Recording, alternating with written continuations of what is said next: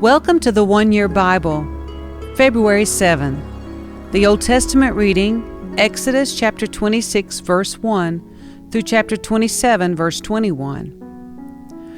Make the tabernacle from 10 curtains of finely woven linen. Decorate the curtains with blue, purple, and scarlet thread, and with skillfully embroidered cherubim. These 10 curtains must all be exactly the same size, 42 feet long and 6 feet wide. Join 5 of these curtains together to make one long curtain. Then join the other 5 into a second long curtain. Put loops of blue yarn along the edge of the last curtain in each set. The 50 loops along the edge of one curtain are to match the 50 loops along the edge of the other curtain.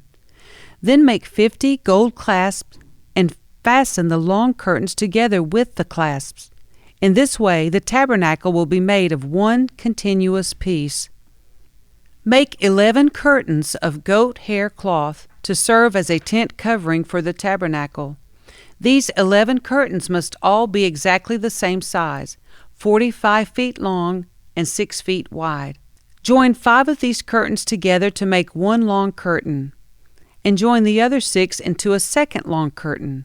Allow 3 feet of material from the second set of curtains to hang over the front of the sacred tent.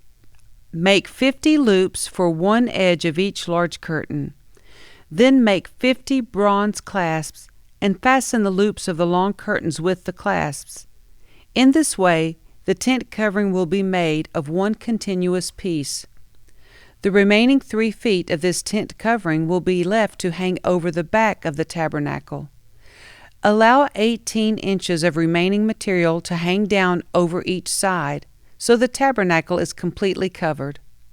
Complete the tent covering with a protective layer of tanned ram skins and a layer of fine goat skin leather. For the framework of the tabernacle, construct frames of acacia wood.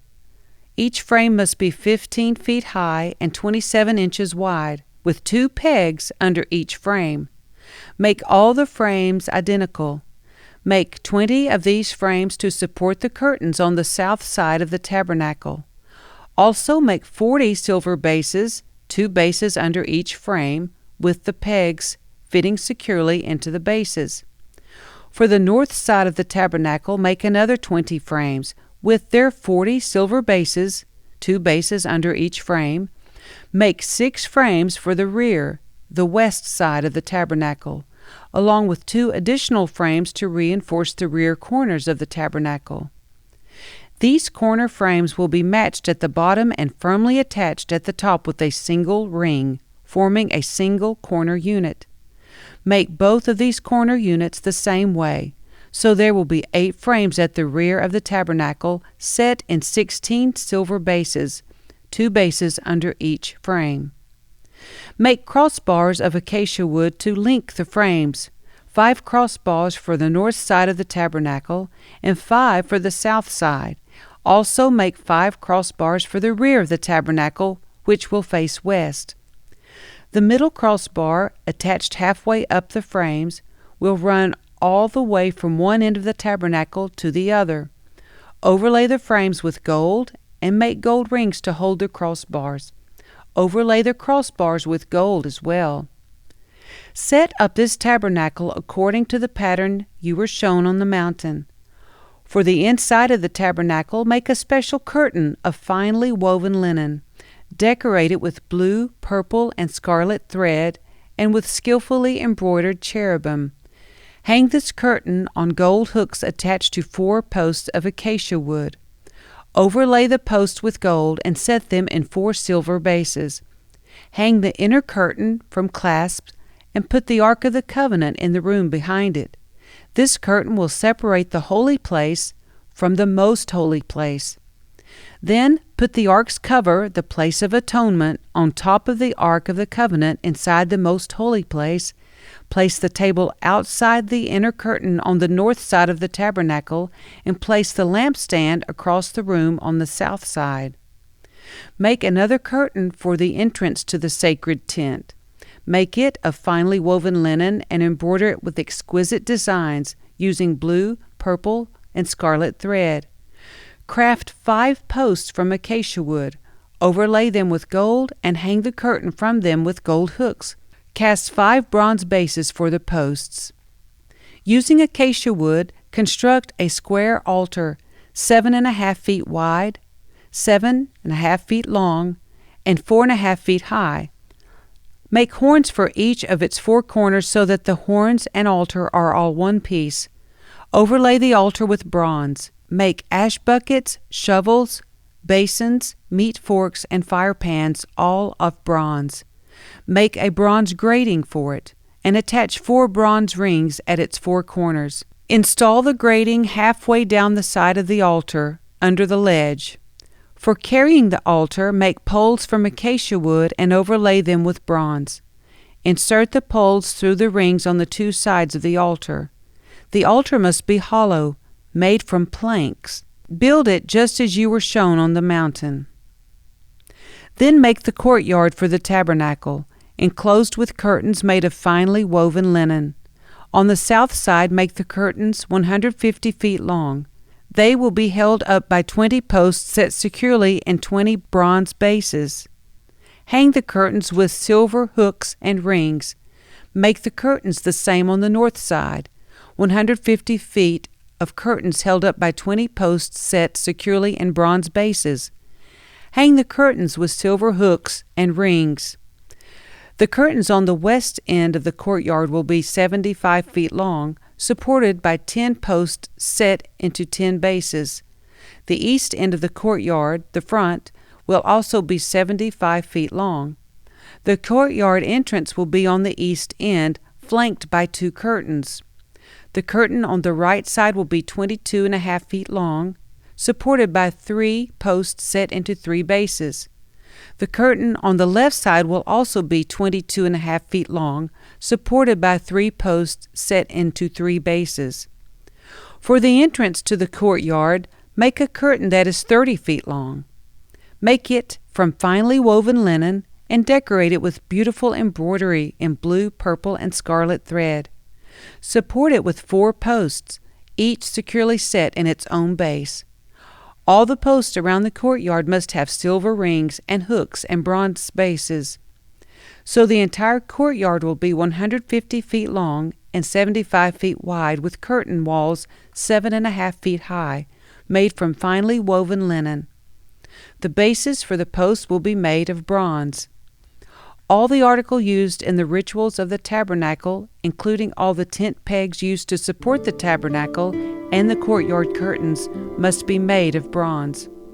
Command the people of Israel to bring you pure oil of pressed olives for the light, to keep the lamps burning continually.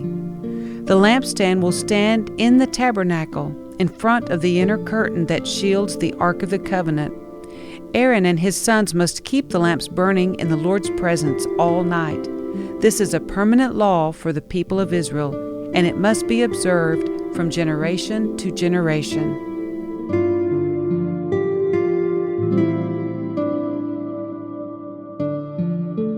The New Testament reading, Matthew chapter 25, verses 1 through 30. Then the kingdom of heaven will be like 10 bridesmaids who took their lamps and went to meet the bridegroom. 5 of them were foolish, and 5 were wise. The 5 who were foolish didn't take enough oil for their lamps, but the other 5 were wise enough to take along extra oil. When the bridegroom was delayed, they all became drowsy and fell asleep. At midnight they were roused by the shout, "Look, the bridegroom is coming! Come out and meet him!" All the bridesmaids got up and prepared their lamps. Then the 5 foolish ones asked the others, "Please give us some of your oil because our lamps are going out." But the others replied, "We don't have enough for all of us. Go to a shop and buy some for yourselves." But while they were gone to buy oil, the bridegroom came. Then those who were ready went in with him to the marriage feast, and the door was locked. Later, when the other 5 bridesmaids returned, they stood outside calling, "Lord, Lord, open the door for us." But he called back, Believe me, I don't know you. So you too must keep watch, for you do not know the day or hour of my return." Again, the kingdom of heaven can be illustrated by the story of a man going on a long trip. He called together his servants and entrusted his money to them while he was gone. He gave 5 bags of silver to one, 2 bags of silver to another, and 1 bag of silver to the last, dividing it in proportion to their abilities. He then left on his trip. The servant who received the 5 bags of silver began to invest the money and earned 5 more. The servant with 2 bags of silver also went to work and earned 2 more.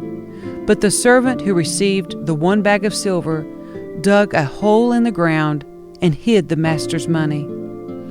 After a long time, their master returned from his trip and called them to give an account of how they had used his money. The servant to whom he had entrusted the 5 bags of silver came forward with 5 more and said, "Master, you gave me 5 bags of silver to invest, and I have earned 5 more." The master was full of praise. "Well done, my good and faithful servant. You have been faithful in handling this small amount, so now I will give you many more responsibilities. Let's celebrate together." The servant who had received the 2 bags of silver came forward and said, "Master, you gave me 2 bags of silver to invest, and I have earned 2 more." The master said, "Well done, my good and faithful servant. You have been faithful in handling this small amount, so now I will give you many more responsibilities. Let's celebrate together." Then the servant with the 1 bag of silver came and said, "Master, I knew you were a harsh man, harvesting crops you didn't plant and gathering crops you didn't cultivate. I was afraid I would lose your money, so I hid it in the earth. Look, here is your money back." But the master replied, "You wicked and lazy servant. If you knew I harvested crops I didn't plant and gathered crops I didn't cultivate, why didn't you deposit my money in the bank? At least I could have gotten some interest on it." Then he ordered, "Take the money from this servant and give it to the one with the 10 bags of silver. To those who use well what they are given, even more will be given, and they will have an abundance. But from those who do nothing, even what little they have will be taken away. Now throw this useless servant into outer darkness, where there will be weeping and gnashing of teeth."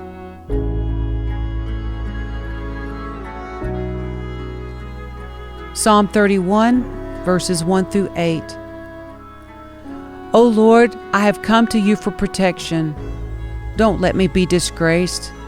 Save me, for you do what is right. Turn your ear to listen to me. Rescue me quickly. Be my rock of protection, a fortress where I will be safe. You are my rock and my fortress. For the honor of your name, lead me out of this danger. Pull me from the trap my enemies set for me, for I find protection in you alone. I entrust my spirit into your hand. Rescue me, Lord, for you are a faithful God. I hate those who worship worthless idols. I trust in the Lord. I will be glad and rejoice in your unfailing love, for you have seen my troubles, and you care about the anguish of my soul. You have not handed me over to my enemies, but have set me in a safe place.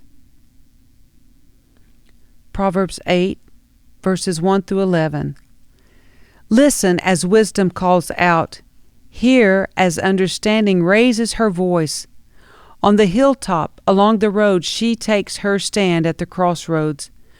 By the gates at the entrance to the town, on the road leading in, she cries aloud. I call to you, to all of you. I raise my voice to all people. You simple people, use good judgment. You foolish people, show some understanding. Listen to me, for I have important things to tell you.